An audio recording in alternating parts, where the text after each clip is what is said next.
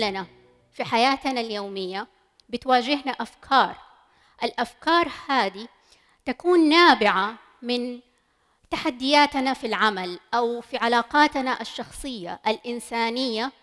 لما تخطر الفكرة والحصول على الأفكار ليس بالأمر السهل، لكن نعتقد أن الفكرة هذه مميزة، فكرة قد يكون فيها شيء من الإبداع، شيء من الجمال. نبدأ نضع تصوراً ما كي نخرج به بنتائج لهذه الفكرة. لكن مرحلة التخطيط هذه قد تكون مرحلة يبدأ فيها العقل البشري بالنظر للعوائق أو الموانع أكثر من ما إنه يركز على النتائج الإيجابية للفكرة. ممكن أقول أنا لا، الفكرة هذه صح هي فكرة مميزة، لكن تطبيقها يصعب علي لأنه ما عندي الإمكانات الآن التي تساعدني على التنفيذ أو التطبيق أو تحويلها إلى واقع أو حقيقة. أو ممكن أقول ليس لدي الوقت أو الجهد، أو لا أؤمن بأن لدي الطاقة، زي ما قالت واحدة من السيدات هنا أنه هيئ لها أو صور لها أنها لا تستطيع. الرؤية ضبابية والنتائج لا يمكن التنبؤ بها قد تكون أيضاً من العوائق التي تقف في وجه تطبيق الفكرة. فماذا يحدث؟ اللي بيصير إننا للأسف لما نواجه بعض الأمور هذه نلقي بالفكرة وراء ظهورنا ونقول أنا ما أقدر أطبقها حالياً، ممكن في وقت آخر أتخلى عن الفكرة أو أبعدها لفترة معينة من الزمن.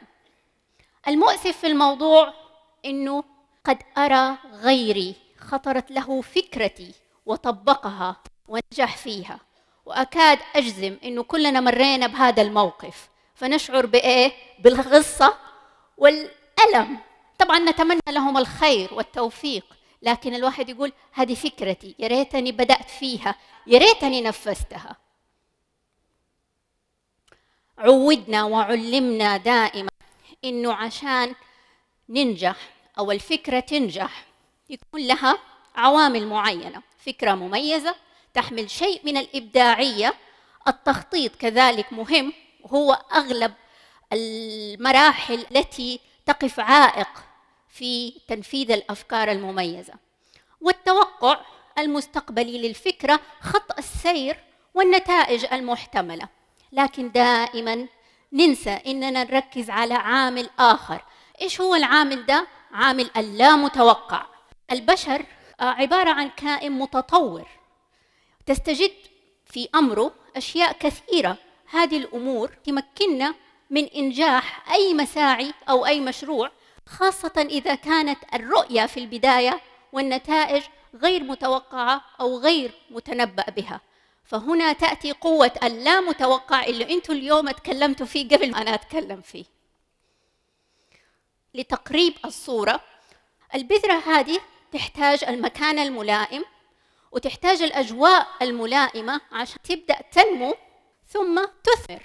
قد لا نرى النتيجة النهائية لما وضعنا البذرة في الأرض، قد لا نرى إنه في النهاية الشجرة هذه حتطرح ثمر. والمفارقة الجميلة التي تعلمتها وأنا يعني المعلومة الطريفة التي حابة أشارككم بها، من وقت بذرة التفاح حتى أول محصول للطرح 5 إلى 6 سنوات. لكن المزارع يصبر ويستمر ويثابر.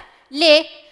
قد لا يكون شايف إنه الشجرة حتديله تفاح دحين، لكن شاف البوادر أو النبتات الصغيرة، شاف النبتة الصغيرة اللي شقت طريقها من باطن الأرض طلعت على السطح، يوم عن يوم بتكبر. وهذا اللي بتكلم فيه. أنا لا أتوقع النتائج من أول ما بذرت البذرة، لكني أرى البوادر فأستمر وأثابر. يأتي نجاح المساعي من الأفكار المناسبة في الوقت الملائم وليس من توقع نتائجها. هذا اللي طلعت به من تجربة أنا عشتها وعايشتها.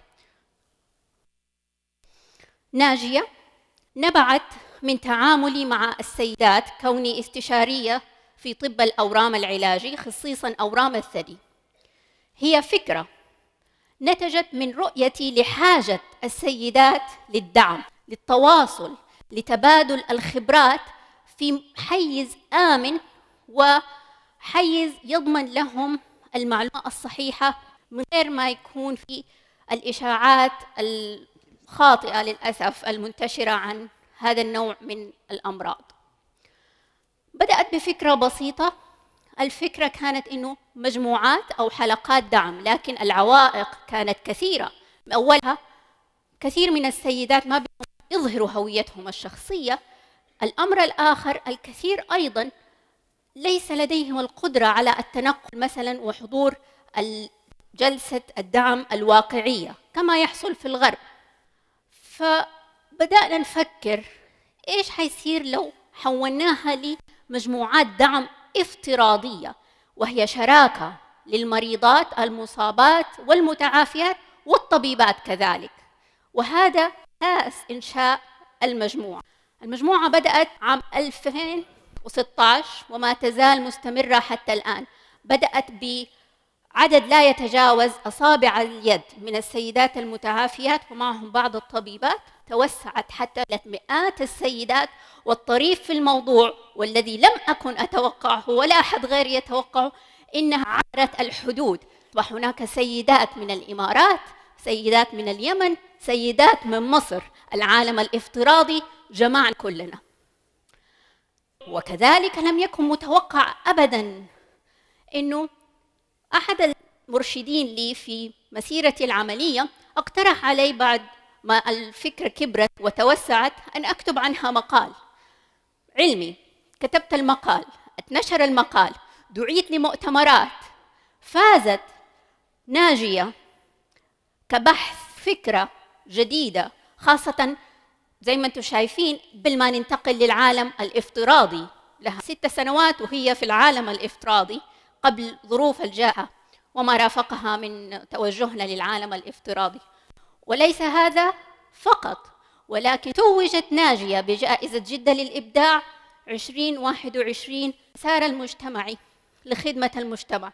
لو سألتوني أو سألت أي أحد من السيدات اللواتي بدأنا المشروع معي، هل كانوا يتوقعوا هذا النجاح؟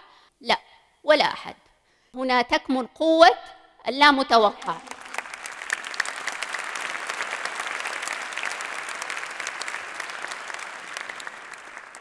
أتمنى لكم عاماً جديداً سعيداً بمسار واضح، وإن شاء الله ناتج واضح كذلك. وشكراً على إنكم ألهمتوني اليوم لما سمعت قصصكم. شكراً جزيلاً، سعيدة بتواجدي معكم.